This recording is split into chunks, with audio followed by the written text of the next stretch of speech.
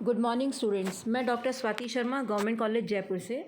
Government college Jaipur के बच्चों के लिए बीएससी पार्ट 2 के बच्चों के लिए फिजिकल केमिस्ट्री के फेज़ रूल का 2 कंपोनेंट सिस्टम्स का सेकंड वीडियो लेके आई हूँ। इसमें 2 कंपोनेंट सिस्टम्स पे एक वीडियो हम पहले भी शेयर कर चुके हैं, उसके बारे में हल्का सा हम रिवाइज़ करेंगे। बच्चों ये आपको बताया था कि 2 कंपोनेंट सिस्टम में C जो है वो 2 हो जाएगा, तो फेज़ रूल जो है वो बदल जाएगा। और अब हम फेज़ रूल को लिखेंगे F is equal to C minus P plus 2 में C की वैल्यू 2 रख के F is equal to 4 minus P हो जाएगा। इसमें हमने इस बात पर भी चर्चा की थी कि मिनिमम और maximum values degree of freedom की और फेजेस की कितनी होंगी। जब डिग्री ऑफ फ्रीडम मिनिमम में 0 है तो फेजेस जो है वो मैक्सिमम है और उनकी वैल्यू 4 है। और जब फेजेस मिनिमम है और मिनिमम नंबर ऑफ़ फेज़ जो है वो 1 होगा, कम से कम 0 नहीं होगा, और उस केस में डिग्री ऑफ फ्रीडम की मैक्सिमम वैल्यू होगी और वो 3 होगी। इस बारे में हम डिस्कस कर चुके हैं, जिसकी वजह जब हमने ये भी समझाया था आपको कि 3 डिग्रीज़ ऑफ फ्रीडम होने का मतलब है कि फेज़ डायग्राम जो है 2 कंपोनेंट सिस्टम का, उसको बनाने के लिए हमें 3 कोऑर्डिनेट्स चाहिए x, y और z, जिसमें हमें टेम्परेचर, प्रेशर और कंपोजिशन शो करने पड़ेंगे, रिप्रेजेंट करने पड़ेंगे। साथ ही हमने ये भी बताया आपको कि ये 3D डायग्राम प्लेन पेपर पे बनाना थोड़ा मुश्किल है, उसको समझना मुश्किल है, उस पर चर्चा करना मुश्किल है। इसीलिए हमने इसका एक रास्ता निकाला कि हमने ये जो फेज़ स्टडी करी वो हमने कांस्टेंट प्रेशर पे करी। तो प्रेशर जब कांस्टेंट हो गया तो हमारे पास 2 एक्सिस वाला डायग्राम हमारे सामने आ गया, जिसमें y एक्सिस पे टेम्परेचर है और x एक्सिस पे कंपोजिशन है। और हमारा ये phase diagram condensed phase diagram कहलाएगा। ये सिस्टम, ये तंत्र जिसको हम पढ़ रहे हैं कांस्टेंट प्रेशर पे, ये कंडेंस्ड सिस्टम कहलाएगा। और अब जो फेज़ रूल हमारे सामने आया F is equal to C minus P plus 1, उसको हम कहेंगे reduced phase rule. Gibbs phase rule जो है वो रिड्यूस हो गया। तो condense system, reduced phase rule और टेम्परेचर कंपोजिशन कर्व के बारे में हम पढ़ चुके। हम इसके बारे में भी चर्चा कर चुके हैं कि इसका एग्जाम्पल हमने लिया है lead silver system. Lead silver system जो है वो एक 2 घटक वाला तंत्र है, 2 कंपोनेंट सिस्टम है। इसमें फेज़ डायग्राम जो है वो हम जब बनाएंगे तो हमारे पास लेड और सिल्वर मिलेंगे हमें। हम लेफ़्ट हैंड साइड में 100% लेड रखेंगे और राइट हैंड साइड में 100% सिल्वर रखेंगे, और उनकी कंपोजिशन चेंज करते जाएंगे फ्रॉम लेफ़्ट टू राइट। हम ये स्टडी करेंगे 100% सिल्वर लेड थी तब क्या हुआ था, 100% लेड को हमने इस कंपोजिशन को चेंज करके 99.9% लेड और 0.1% सिल्वर लिया तो क्या होगा, और इस तरह से हम चेंज करते करते 100% सिल्वर तक जा कर के देखेंगे कि फेज़ रूल में और तंत्र में क्या परिवर्तन आते हैं। इस तरह से हमारा टेम्परेचर कंपोजिशन कर्व जो है, फेज़ डायग्राम जो है वो बन जाएगा। फिर हमने ये भी देखा, हम ये एक्सपेरिमेंट करने से पहले हमें ये जानकारी होनी चाहिए और हमें है कि लेड और सिल्वर आपस में मिसिबल नहीं है, दे आर इमिसिबल, ये मिश्रणीय नहीं है। हम इन लेड और सिल्वर का कोई भी कंपोजिशन लें, फॉर एग्जांपल मैंने 40% लेड और 60% सिल्वर ले ली और मैंने उसको खूब गर्म किया, खूब गर्म किया, खूब गर्म किया, यहाँ तक कि लेड और सिल्वर दोनों जो है वो लिक्विड सिस्टम में आ गए। दोनों लिक्विड होंगे तो ये मेल्ट कहलाएगा। ये आपस में किसी भी किस्म का रिएक्शन नहीं कर रहे, पर ये दोनों लिक्विड स्टेट में आ जाएंगे। कंपोजिशन लिक्विड स्टेट का जो है वो हम x एक्सिस पे लेंगे और y पर हम टेम्परेचर लेंगे, और प्रेशर को थ्रू आउट द एक्सपेरिमेंट हम कांस्टेंट रखेंगे। अब आप एक बार कर्व को देखिए, तो इस कर्व में ये जो हमारे पास फेज़ डायग्राम है, इसमें पॉइंट A जो है दिख रहा है, जिस पे 327 डिग्री सेंटीग्रेड लिखा हुआ है, ये मैंने जूम किया आपकी स्क्रीन पे, ए आपके सामने 327 डिग्री सेंटीग्रेड लिखा हुआ है। ये जो पॉइंट ए है ये फ्रीजिंग पॉइंट, या यूँ कहिए अगर हम ऊपर से नीचे देख रहे हैं, हाई टेम्परेचर से लो टेम्परेचर पे आ रहे हैं, कूलिंग कर रहे हैं, तो ये 327 डिग्री सेंटीग्रेड जो है वो फ्रीजिंग पॉइंट है। और अगर हम इस ग्राफ में टेम्परेचर लो से हाई की ओर जा रहे हैं तो ये मेल्टिंग पॉइंट है। So point A is freezing point, या melting point of pure lead. इस पॉइंट ए पर ठोस और द्रव प्रावस्थाएं साम्य अवस्था में होती हैं। किसकी? शुद्ध लेड की। पॉइंट ए मेल्टिंग पॉइंट या freezing point of pure lead है, तो इस पॉइंट पर शुद्ध अवस्था में लेड होता है, ठोस अवस्था और द्रव अवस्था में साम्य अवस्था होती है। इसी प्रकार हम अगर इस शुद्ध लेड में यानी कंपोजिशन कर्व में हम मामूली सा राइट साइड पे बढ़ें और 100% लेड की जगह 90% लेड पे आ जाएं, समवेयर बिटवीन जहाँ लेड लिखा है और जेड लिखा है उसके बीच में कहीं आ जाए। तो सपोज़ हमने 90% लेड रखा है और 99% लेड रखा है और 1% सिल्वर डाल दिया। तो जो प्योर लिक्विड हमने गर्म किया तो लिक्विड भी मेल्ट हो गया और उसमें सिल्वर भी मेल्ट हो गया। अब ये कैसी चीज़ हो गई कि प्योर लिक्विड सॉल्वेंट था, उसमें इनसॉल्युबल सॉल्ट आ गया, सॉल्यूट आ गया सिल्वर नाम का। थोड़ा सा कॉलिगेटिव प्रॉपर्टीज़ याद करें तो कॉलिगेटिव प्रॉपर्टीज़ कहती डिप्रेशन ऑफ फ्रीजिंग पॉइंट या elevation of melting point, lowering of boiling point, elevation of melting point, ऐसी सी कुछ बातें हमने सुनी थी। तो आप लोगों को डिप्रेशन इन फ्रीजिंग पॉइंट याद आया? इसका मतलब है मेल्ट लेड में 99% लेड में जब हमने 1% सिल्वर डाला तो 327 डिग्री सेंटीग्रेड पे जो चीज़ फ्रीज़ हो रही थी अब वो 327 डिग्री सेंटीग्रेड पे फ्रीज़ नहीं होगी, फ्रीजिंग पॉइंट में लोअरिंग होगी। ठीक है, लोअरिंग यानी फ्रीजिंग पॉइंट में कमी आएगी, यानी 327 डिग्री सेंटीग्रेड से कुछ नीचे फ्रीज़ होएगा। इसका मतलब है कि 99% लेड और 1% सिल्वर में जो कंपोजिशन आया उसमें 1% सिल्वर जो है वो इनसॉल्युबल सॉल्यूट की तरह बिहेव कर रही है और लेड जो है वो सॉल्वेंट की तरह बिहेव कर रहा है।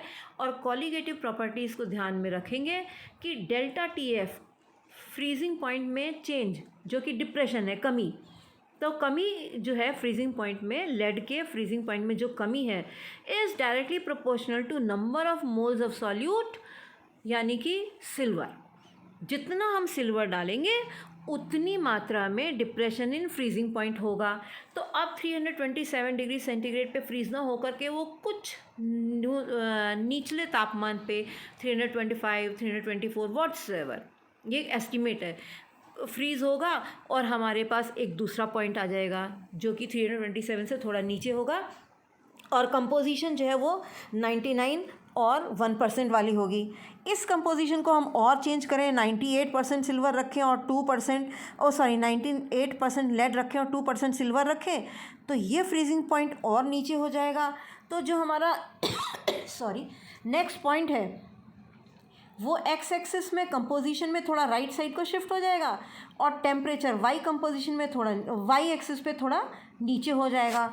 तो इस तरह धीरे धीरे हम करते जाएंगे, परसेंटेज ऑफ सिल्वर इंक्रीज़ करते जाएंगे और जब हम 2.6% सिल्वर पे पहुंचेंगे और 71.4% लेड रह जाएगी तो टेम्परेचर कम होते होते ओ पॉइंट पर आ जाएगा। कंपोजिशन भी ओ पे आ गई और टेम्परेचर भी ओ पे आ गया और टेम्परेचर जो है वो है 303 डिग्री सेंटीग्रेड। ये जो ओ पॉइंट है ये हमें मिलता है 2.6% सिल्वर और 71.4% लेड कंपोजिशन पे 303 डिग्री सेंटीग्रेड टेम्परेचर पे। पॉइंट ओ जो है वो फिक्स्ड है और ये वो पॉइंट है जब हमें टेम्परेचर कब मिला, जब कंपोजिशन 2.6% सिल्वर और 97.4% लेड, ये कंपोजिशन हुआ। इसका क्या मतलब हुआ कि जैसे जैसे हम प्योर लेड में धीरे धीरे उसका कंपोजिशन चेंज करते गए और हम उसमें सिल्वर ऐड करते गए तो जो फ्रीजिंग पॉइंट है वो धीरे धीरे कम होता गया और लास्ट में 2.6% पे, हालांकि अंत नहीं है पर हमें 2.6% पे कुछ ऐसा हुआ जिसकी वजह से हम इसको लास्ट कह रहे हैं, अभी समझ में आएगा। हमें ए से लेकर ओ तक डिप्रेशन इन फ्रीजिंग पॉइंट दिखता गया और जब हमने इन सारे पॉइंट्स को कंपोजिशन वर्सेस फ्रीजिंग पॉइंट वाले जो पॉइंट्स थे, फ्रीजिंग टेम्परेचर वाले जो पॉइंट्स थे, उनको जब हमने कनेक्ट किया तो हमें AO ग्राफ मिला।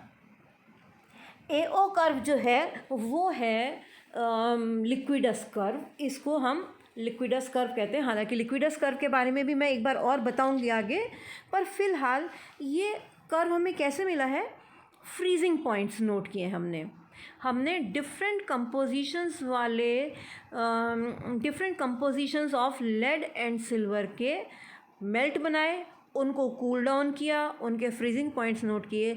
तो हमने देखा जैसे जैसे सिल्वर की परसेंटेज बढ़ती जा रही है वैसे वैसे लेड और सिल्वर का फ्रीजिंग पॉइंट कम होता जा रहा है। और हमने इस डिफरेंट कंपोजिशंस और उनके फ्रीजिंग पॉइंट्स को जब प्लॉट किया तो हमें कर्व मिला AO कर्व। AO कर्व पर क्या क्या चीज़ इक्विलिब्रियम में है, ऊपर की तरफ लिक्विड है, और लिक्विड किस चीज़ की बनी हुई है, लिक्विड में क्या है, लिक्विड में लिक्विड लेड है और लिक्विड सिल्वर है। और नीचे AO कर्व के नीचे, यानी आपको जिस डायग्राम में दिख रहा है ACO जो एरिया है, इसमें हमें मिला लिक्विड प्लस सॉलिड लेड। क्यों मिला, लेड सॉलिड कहाँ से आ गया यहाँ पे। अब हम इस चीज़ को ध्यान देते हैं कि हमने एक कंपोजिशन लिया था हमारे पास। जब जैसे ही हम ऊपर x, y और z वाली लाइन देखिए, जब हमारे पास x पॉइंट का कंपोजिशन था जिसमें लेड की एक निश्चित परसेंटेज थी और सिल्वर की एक निश्चित परसेंटेज थी, जब हमने उसको ठंडा करते करते करते हम y पॉइंट पे आ गए, यानी हम फ्रीजिंग पॉइंट पे आ गए, तो वहाँ पर थोड़ा सा लेड जो है वो सॉलिड हो गया, निकल गया, और वो सॉलिड लेड बचे हुए मेल्ट के साथ इक्विलिब्रियम में आ गया। तो यहाँ पर इस AOC कर्व में लिक्विड जिसमें कि लेड और सिल्वर है प्लस सॉलिड लेड कम इक्विलिब्रियम में है। ठीक है, इस पॉइंट पर सॉलिड लेड और सिल्वर लिक्विड स्टेट में इक्विलिब्रियम में होते हैं, साम्य अवस्था में होते हैं। दो फेजेस हैं, एक सॉलिड लेड है और दूसरी लेड प्लस सिल्वर लिक्विड है, इन दोनों के बीच में इक्विलिब्रियम है। ये जो कर्व है, इस कर्व पर क्योंकि प्रावस्थाएं दो हैं, अतः इसकी डिग्री ऑफ फ्रीडम 1 है। अर्थात अगर मैं आपको टेम्परेचर बता दूं तो आपको कंपोजिशन पता चल जाएगा, कंपोजिशन बता दूं तो टेम्परेचर पता चल जाएगा। इसी तरह से हमने B और O कर्व बनाया। हमने प्योर 100% सिल्वर ले ली और हमने उसको खूब गर्म किया, वो 961 डिग्री सेंटीग्रेड से ऊपर चला गया टेम्परेचर। उस प्योर सिल्वर को जब मैंने ठंडा करना शुरू किया तब पता चला कि वो 961 पे फ्रीज़ हो जाता है। तो 961 से ऊपर वाली लाइन और नीचे वाली लाइन क्या बता रही है, या 961 पॉइंट क्या बता रहा है, पॉइंट B क्या बता रहा है। पॉइंट B ये बता रहा है कि इस पॉइंट पर सॉलिड सिल्वर और लिक्विड सिल्वर के बीच में साम्यावस्था है, दे आर इन इक्विलिब्रियम। अब जब हम इसमें लेड नाम की इम्प्योरिटी डालेंगे तो इसका फ्रीजिंग पॉइंट 961 से कम हो जाएगा, और 961 से टेम्परेचर कम हो जाएगा। और जब हम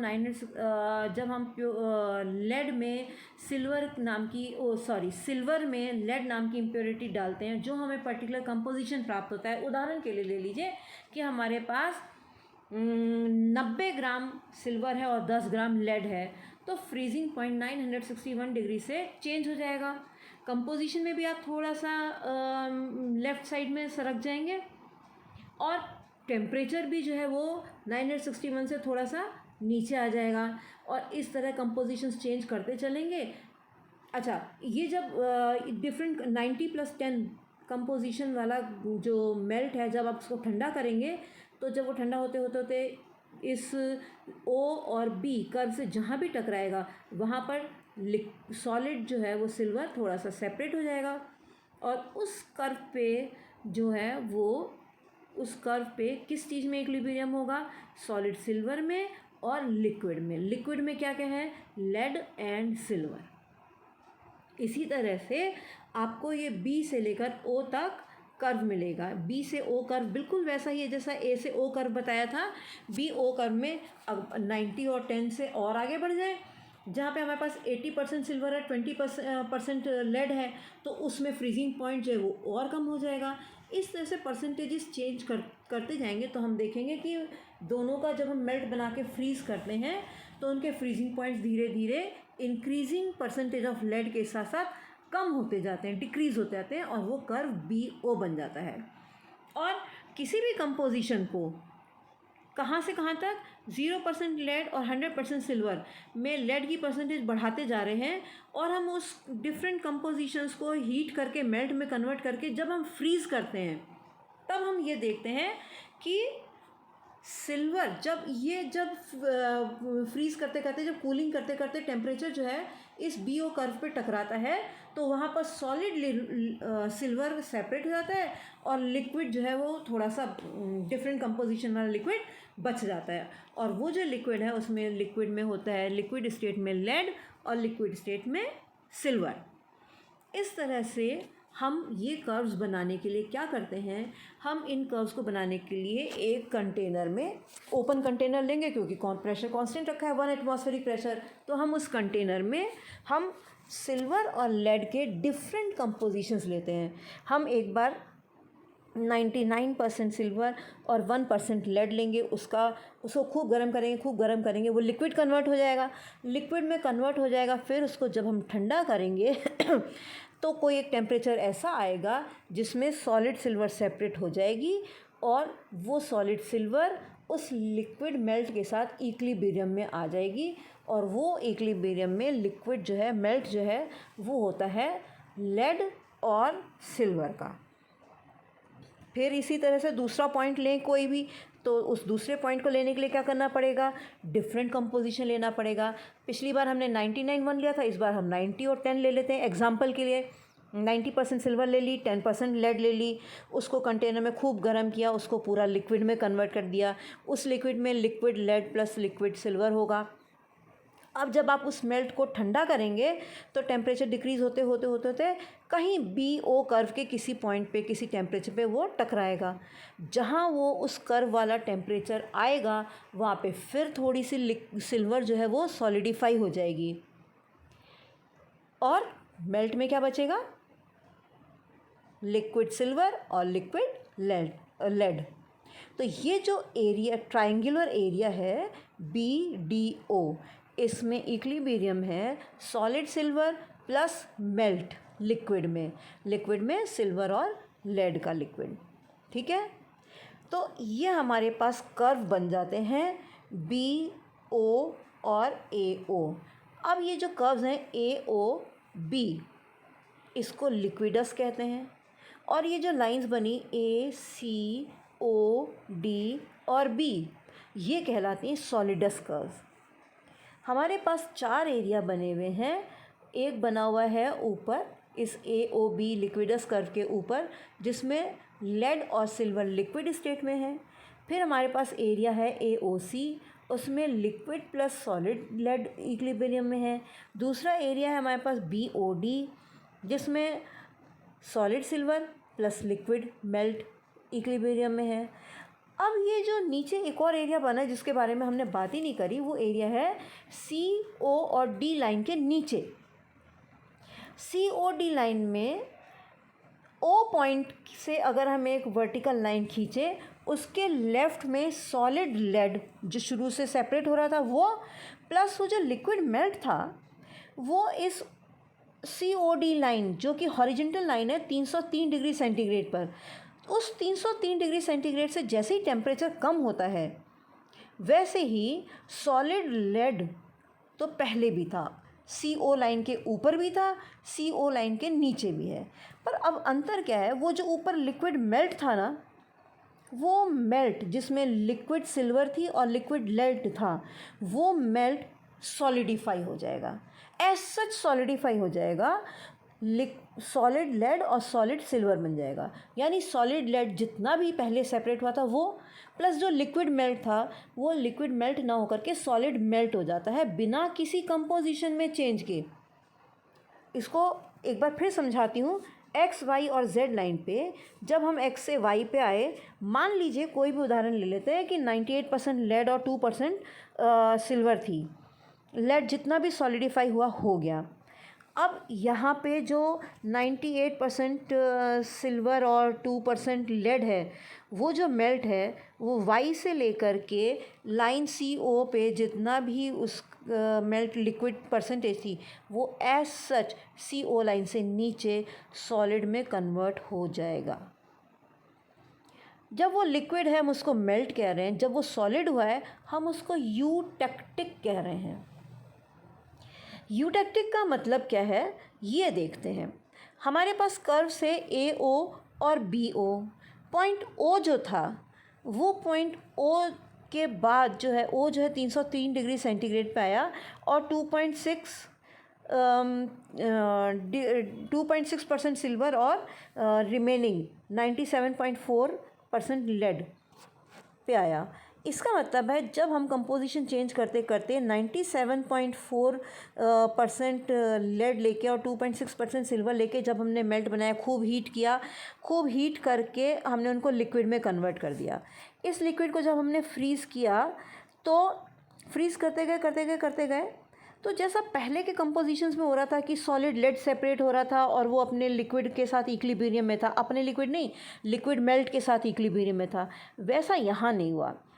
वो जो लिक्विड मेल्ट था उसमें न सिल्वर सेपरेट हुई न लेड सेपरेट हुई, वो as such 97.4 plus 2.6 97.4 lead plus 2.6 silver as such solidify हो गया। इस एज सच सॉलिडिफाई होने वाले कंपोजिशन को हम यूटेक्टिक मिक्सचर कहते हैं। यूटेक्टिक मिक्सचर किन्हीं दो सॉलिड्स का वो मिक्सचर है या किन्हीं भी दो कंपोनेंट्स का वो कंपोजिशन है जो एज सच लिक्विफाई होता है, एज सच सॉलिडिफाई होता है। उसमें से कोई कंपोनेंट अलग से सॉलिडिफाई नहीं होता। क्लियर है? इस सारी स्टडी में हम जो भी कंपोनेंट्स जिस भी कंपोजिशन में ले रहे हैं हम उनको पहले हीट करके लिक्विफाई कर लेते हैं। लिक्विफाई करने के बाद हम उनको धीरे धीरे फ्रीज़ करते हैं और धीरे धीरे कूल करते हैं। कूल करने पर हम उनका बिहेवियर देखते हैं कि किस पॉइंट पे आकर के किस टेम्परेचर पे, पॉइंट कौन सा, टेम्परेचर का, किस टेम्परेचर पे कंपोजिशन तो हमने ले लिया, ठीक है, और उस जो भी कंपोजिशन लिया उसको हमने हीट कर करके लिक्विड में कन्वर्ट कर दिया। लिक्विड में कन्वर्ट करने के बाद हम उसको कूल करना शुरू करते हैं और हम उनका बिहेवियर स्टडी करते हैं। फेज़ रूल, फेज़ चेंज, प्रावस्था परिवर्तन, उनका स्टडी करते हैं। तो लेड सिल्वर में हमने देखा जब लेड ज़्यादा है और सिल्वर कम है तो पहले तो वो किसी पॉइंट पे आकर के सॉलिड लेड अलग होता है और वो मेल्ट के साथ इक्विलिब्रियम में आ जाता है। लेकिन पॉइंट ओ पर सॉलिड लेड अलग नहीं होता, वो जो कंपोजिशन है, फिक्स्ड कंपोजिशन है, वो 303 डिग्री सेंटीग्रेड पे पूरा का पूरा सॉलिडिफाई हो जाता है। इसी तरह से हमने 100% सिल्वर और लेड 0% लेकर के उसका सिल्वर का फ्रीजिंग पॉइंट नोट किया और फिर हमने डिफरेंट कंपोजिशंस ले करके उनका कूल करने पे प्रावस्थाओं परिवर्तन का बर्ताव पढ़ा और देखा कि फिर पॉइंट ओ जब सिल्वर इतनी कम हो गई कि वो 2.6 रह गई और लेड इतना बढ़ गया कि वो 97.4 हो गया, तो फिर वो पता चला कि वो जब हम इस कंपोजिशन के मेल्ट को ठंडा करते हैं तो वो 303 डिग्री सेंटीग्रेड पे पूरा सॉलिडिफाई हो जाता है। इस कंपोजिशन पे ना सिल्वर निकल रही है ना लेड निकल रही है। ये हमने दोनों तरफ से स्टडी कर लिया, मतलब लेड को ज़्यादा रख के भी स्टडी कर लिया और सिल्वर को ज़्यादा रख के भी स्टडी कर लिया। हमने ये देखा कि ये जो पर्टिकुलर कंपोजिशन है 2.6% सिल्वर वाला, ये कंपोजिशन जो है इसको जब हम ठंडा करते हैं तो इसमें न सॉलिड लेड अलग होता है न सॉलिड सिल्वर अलग होती, ये एज सच सॉलिडिफाई हो जाता है। एज सच सॉलिडिफाई होने वाला ये कंपोजिशन यूटेक्टिक मिक्सचर कहलाता है। और ये पॉइंट, ट्रिपल पॉइंट जो है ओ, ये यूटेक्टिक टेम्परेचर, यूटेक्टिक पॉइंट कहलाता है। यूटेक्टिक टेम्परेचर सिल्वर लेड के लिए 303 डिग्री सेंटीग्रेड है। यूटेक्टिक मिक्सचर सिल्वर और लेड के लिए 97.4 लेड और 2.6% सिल्वर है। यूटेक्टिक टेम्परेचर 303 डिग्री सेंटीग्रेड है। क्लियर? तो यूटेक्टिक यहाँ पर हमें शब्द समझ में आ जाना चाहिए कि हमारे पास यूटेक्टिक क्या क्या है। यूटेक्टिक मिक्सचर है, यूटेक्टिक मिक्सचर है, यूटेक्टिक टेम्परेचर है, है ना। और ये यूटेक्टिक टेम्परेचर कंपोजिशन जो हैं वो हर एक के लिए अलग अलग होते हैं। यूटेक्टिक कंपोजिशन लेड और सिल्वर के लिए 97.4 और लेड और 2.6 सिल्वर है। इसको हम यूटेक्टिक कंपोजिशन या यूटेक्टिक मिक्सचर कहते हैं। और ये जो पॉइंट ओ है इसको यूटेक्टिक पॉइंट कहते हैं। Eutectic point O for lead and silver कहाँ है? 303 डिग्री सेंटीग्रेड और 2.6% सिल्वर पे। आई होप ये आपको समझ में आ गया होगा। अब मैं लेड सिल्वर सिस्टम का तीसरे वीडियो में आपको डीसिल्वराइजेशन ऑफ लेड समझाऊंगी। Thank you.